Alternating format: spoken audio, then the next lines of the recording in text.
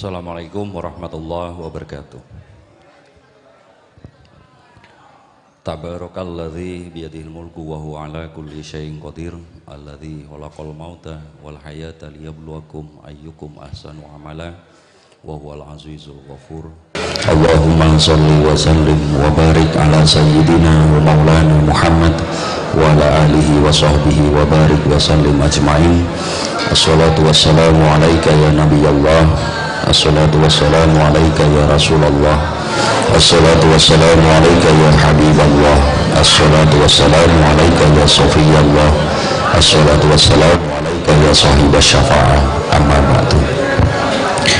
Alhamdulillah teman-teman sekalian, majelis kita malam hari ini kembali dihelat bersama. Mudah-mudahan Allah subhanahu wa ta'ala senantiasa melimpahkan berkat, rahmat, hidayah dan inayahnya kepada kita semua. Salawat dan salam mari kita hadiahkan selalu kepada kekasih hati kita baginda Rasulullah Muhammad sallallahu alaihi wasallam. Yang saya hormati Kak Kuswaidi Syahrini dan yang saya hormati teman-teman sekalian, saya datang terlambat karena baru datang dari Wonosobo dan saya nggak tahu konteks yang diobrolin Kak Kus tadi apa gitu. Tapi karena beliau menitahkan ngomong, ya bismillah ngomong aja. Teman-teman sekalian, beberapa hari ini saya membaca beberapa tulisan yang cukup mendalam tentang sebenarnya ini ontran-ontran lawas atau klasik yang saya kira di lingkungan kita itu tidak lagi menarik untuk dibicarakan, tapi sebagai sebuah wawasan saya kira berharga saja untuk kita ketahui. Bagaimana hukum menambahkan kata Sayyidina di depan nama Nabi kita Muhammad sallallahu alaihi wasallam. Memang ada sekelompok orang yang mengatakan bahwa itu tidak boleh. Alasan mereka karena itu tidak pernah dituntunkan, dan yang kedua karena dikhawatirkan terjatuh kepada kultus. Tapi pandangan seperti ini pandangan yang minor atau sedikit, dan dari bacaan yang saya baca beberapa hari ini itu bukannya tidak dituntunkan, bahkan ada tuntunannya. Dalam beberapa hadis dikatakan Rasulullah SAW mengatakan, menyebut dirinya sebagai Sayyid. Ada sahabat Nabi juga yang menyebut langsung kepada Nabi, ya Sayyidi, dan Rasulullah SAW itu mendiamkan. Diamnya Rasulullah kita paham dalam ilmu hadis itu sebagai kebolehan atau pembenaran. Yang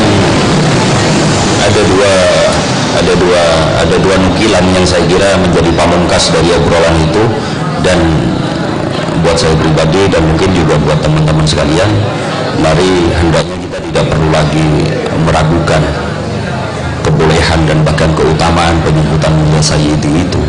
Yang pertama dari Abdullah bin Mas'ud itu, dan ini juga dikutip dalam Riyadhus Shalihin. Abdullah bin Mas'ud mengatakan bahwa seluruh ungkapan cinta sholawat kepada Rasulullah SAW itu adalah benar dan baik adanya. Nampaknya pesan makosid yang ingin disampaikan oleh tuturan dari Abdullah bin Mas'ud ini lebih menekankan kepada esensi rohaniyah. Dengan kata lain, memungkinkan bagi kita untuk kemudian melakopkan sesuatu kepada Rasulullah SAW yang dengan lakop-lakop tersebut itu lalu mampu menciptakan internalisasi kepada hati kita, mampu menciptakan kedalaman di hati kita, dan tentu saja ini akan terkait erat dengan kedekatan kita dengan suatu kultur. Kita yang punya tradisi burdah misalnya, tentu akan menjadi nyaman, menjadi sangat masuk di dalam hati ketika kita mengatakan anta Samsun, anta Badrun, begitu dan sebagainya dan seterusnya. Begitupun mungkin ada saudara-saudara kita yang lain yang kemudian mengejawantahkan ungkapan-ungkapan itu melalui istilah-istilah kultural yang dekat dengan dirinya dan mungkin tidak begitu dekat dengan kita. Maka teman-teman, saya kira sah saja ya, saya kira sah-sah saja sebagai sebuah ungkapan-ungkapan ketika ungkapan-ungkapan tersebut itu lebih sublim di hati kita, lebih bertenaga, lebih bercahaya dan lebih menghantar kita kepada cinta kepada Rasulullah SAW. Di sinilah letak esensinya. Yang kedua, tanggapan atau jawaban Imam Suyuti ketika ditanya oleh seseorang tentang bagaimana hukum menyematkan kata Sayyidina kepada Rasulullah SAW. Imam Suyuti mengatakan, saya membayangkan beliau itu menjawabnya dengan agak kesal dan ketus gitu, karena ungkapannya sejenis ini. Bagaimana mungkin seseorang bertanya tentang hal seperti itu, begitu. Sejenis itulah kira-kira ya jawaban Imam Suyuti itu, dan beliau mengatakan seluruh hal yang itu menghantarkan kita mencintai Rasulullah, maka mestinya itu yang kita lakukan, begitu. Ini teman-teman.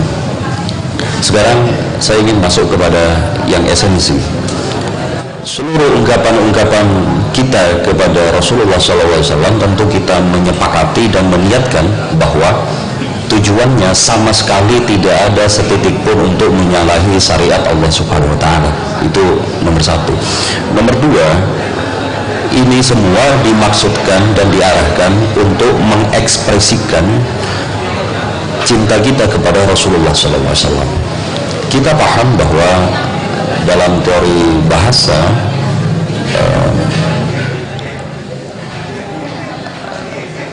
sebutlah misalnya dalam teori yang pernah dituturkan oleh Bertrand Russell ya, dia mengatakan bahwa bahasa itu diantaranya berdenyar dalam dua aspek. Yang pertama penangkapan dan yang kedua pengungkapan. Boleh jadi ketika saya mengatakan kepada seseorang, aku kesal sama kamu, orang ini akan menciptakan sebuah makna pada dirinya tergantung dari cara dia menangkap ungkapan saya, dan kemudian tangkapan dia terhadap ucapan saya itu akan diungkapkan lagi oleh dirinya menjadi sesuatu yang boleh jadi berbeda dengan apa yang saya maksudkan. Begitulah bahasa. Artinya begini, ketika kita membaca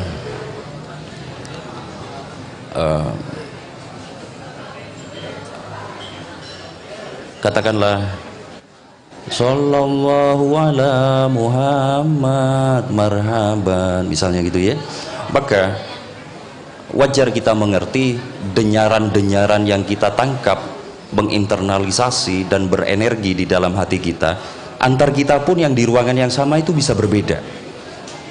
Begitulah proses-proses itu terjadi pada diri kita. Tapi tentu saja seluruh orang yang berada di dalam lingkaran majelis sholawat itu insya Allah akan mendapatkan karunia dan syafaat dari Rasulullah SAW. Amin. Terakhir teman-teman, saya sering berpikir kritis terhadap diri saya sendiri. Saya ngerasa bahwa apa yang saya lakukan sejauh ini, utamanya dalam hal-hal yang sifatnya ubudiyah gitu ya, apakah itu telah cukup meyakinkan untuk saya bawa sebagai bekal menghadap Allah Subhanahu wa Ta'ala? Ini selalu menjadi pertanyaan-pertanyaan kritis yang membuat saya kok ngerasa belum melakukan apa-apa, dan karenanya kok kayaknya tidak ada pantas-pantasnya saya untuk mendapatkan ridha Allah Subhanahu wa Ta'ala. Tetapi saya lalu di sisi lain menjadi seketika bergembira ketika misal saya teringat kepada Rasulullah Sallallahu Alaihi Wasallam Dan di dalam Al-Quran itu juga diterangkan bahwa orang yang mencintai Rasulullah itu, atau dalam bahasa tekstualnya, orang yang bersama Rasulullah itu akan diselamatkan oleh Allah dari azabnya, dari siksa Allah Subhanahu wa taala. Itu bisa kita temukan misal di dalam Al-Anfal 33. Wa makana Allahu liyadhibahum wa anta fihim. Allah tidak akan menimpakan azabnya sepanjang engkau wahai Muhammad sallallahu alaihi wasallam bersama mereka. Begitu. Saya lalu menjadi merasa riang gembira ketika mengingat kepada ayat ini bahwa boleh jadi usaha-usaha kita untuk berintim ria, berintensif dengan menderaikan sholawat-sholawat dan berbagai ekspresi cinta kepada Rasulullah SAW, itulah yang akan menjadi penyelamat paripurna diri kita masing-masing kelak di hadapan Allah Subhanahu wa taala. Teman-teman, bahkan pada derajat yang profan, keyakinan ini sering bahkan saya tradisikan untuk saya hantarkan kepada aktivitas-aktivitas profan. Suatu hari ada seorang alim lah ya, yang mengatakan, jika engkau menginginkan sesuatu atau jika engkau punya suatu hajat, maka berdoalah kepada Allah Subhanahu wa taala dengan cara diawali memperbanyak sholawat kepada Rasulullah sallallahu alaihi wasallam, dan kemudian diakhiri dengan memperbanyak sholawat kepada Rasulullah sallallahu alaihi wasallam. Ini bagaikan, masih menurut dia, bagaikan sebuah buku atau kitab yang di bagian awal itu dilapisi oleh syafaat Rasulullah SAW, dan di bagian akhir pula dilapisi oleh syafaat Rasulullah SAW. Maka ketika buku ini ditutup, maka buku ini sudah tergaransi untuk menjadi bagian dari apa yang dimaksud oleh surat Al-Anfal 33 itu. Begitu penjelasan beliau. Maka teman-teman, kiranya kalau panjenengan berada di frekuensi keyakinan yang sama dengan saya, ini bisa kita jadikan sebuah ikhtiar, pentradisian kepada diri, bahwa apapun yang akan kita lakoni, kita inginkan, kita hajatkan, kita niatkan, kita kerjakan dan sebagainya, itu pada konteks seperti tadi itu dapat diyakini bagaikan telah mendapatkan tashih langsung dari Rasulullah SAW. Dan berkali-kali saya mendengar Kak Kus mengatakan bahwa Rasulullah SAW itu tidak pernah mengecewakan siapapun, tidak pernah mengecewakan siapapun. Itu artinya menjadikan diri bergelantungan kepada Rasulullah SAW itu adalah jalan yang saya kira sangat meyakinkan, terjamin, dan tidak mengecewakan sedikit pun. Maka teman-teman, ini bisa kita mulai merintis pada diri kita masing-masing dari hal-hal yang paling kecil, hal-hal yang sifatnya keseharian dan sebagainya. Saya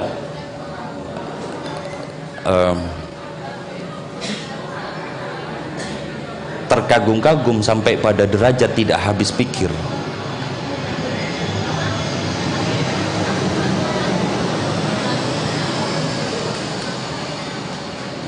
ketika misal ya, membaca pujian-pujian kepada Rasulullah SAW yang tercantum dalam misal Dalailul Khairat. Pujian-pujian yang dituliskan dalam Dalailul Khairat itu begitu paripurna, menjangkau seluruh apapun yang nampaknya kita bisa membayangkan, mengimajinasikan, bahkan yang tidak terimajinasikan. Contoh misal di dalamnya itu ada ungkapan begini,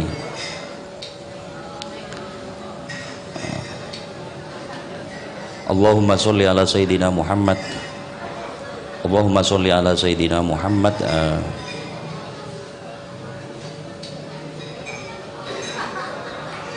kama yambaghi ayyusalla alaih, itu pertama. Lalu Allahumma sholli ala sayyidina Muhammad, sorry saya kebalik, Allahumma sholli ala sayyidina Muhammad kama yajibu ayyusalla alaih, itu pertama. Yang kedua, Allahumma sholli ala sayyidina Muhammad kama yambaghi ayyusalla alaih, Allahumma sholli ala sayyidina Muhammad kama yambaghi man lam yusolli alaih. Jadi dari 3 syair ini aja saya kok ngebayangin gini,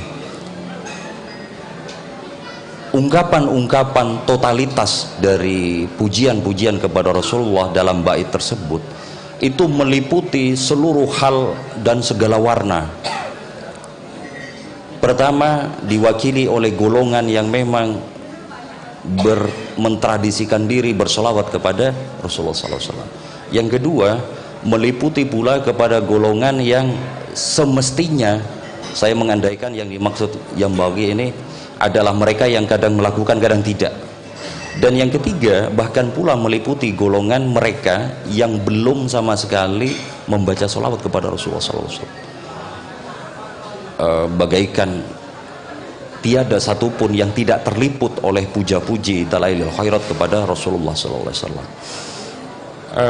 Itu hanya satu contoh ya, padahal itu kekayaan dari puji-puji dalailul khairat itu luar biasa. Ada lagi pujian yang mengatakan Allahumma sholli ala sayyidina Muhammad, segala puji kepada Rasulullah SAW terhadap apa yang telah engkau ciptakan dan apa yang belum engkau ciptakan, apa yang kami ketahui dan apa yang tidak kami ketahui. Jadi yang rasional, imajiner sampai tak terjangkau oleh imajinasi manusia, kalau kita percaya bahwa imajinasi itu berada di derajat lebih tinggi dari rasionalisme gitu ya, itu pun dilingkupi oleh ini berupa puja-puji kepada Rasulullah SAW. Nah teman-teman, finalnya sampai di sini saya kira menjadi hal yang sederhana, ringan, alamiah dan seyogyanya bagi kita untuk menabalkan diri dengan ungkapan-ungkapan cinta kepada Rasulullah SAW melalui media-media ungkap apapun, entah itu burda, entah itu salawat Ibrahimiyah dan sebagainya. Insya Allah dengan jalan seperti ini, kita ini bagai menggantungkan diri kepada sosok yang memang telah benar-benar digaransi oleh Allah Subhanahu wa Ta'ala akan memberikan syafaat kepada kita. Mudah-mudahan kita semua senantiasa bisa semakin mendekatkan diri kepada Rasulullah SAW, mendapatkan syafaatnya dan kelak bisa menjadi bagian dari umatnya. Amin amin ya rabbal alamin. Wallahu a'lam bishawab. Assalamualaikum warahmatullahi wabarakatuh.